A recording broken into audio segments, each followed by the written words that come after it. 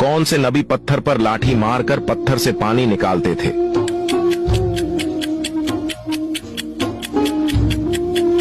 जवाब है हजरत मूसा अलैहिस्सलाम। अगला सवाल, किस सूरत की तलावत करने से जादू असर नहीं करता?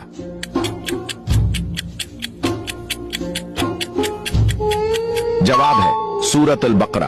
अगला सवाल, किस इंसान पर पैसा खर्च करना अल्लाह की राह में खर्च करने से भी अफजल है?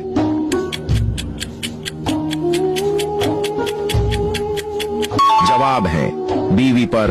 अगला सवाल, इंसान ने जमीन पर पहला कदम किस मुल्क में रखा था?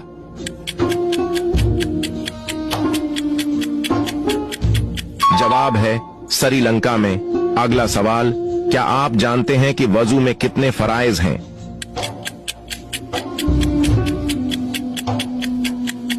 जवाब है 4 फर्ज हैं। आखिरी सवाल,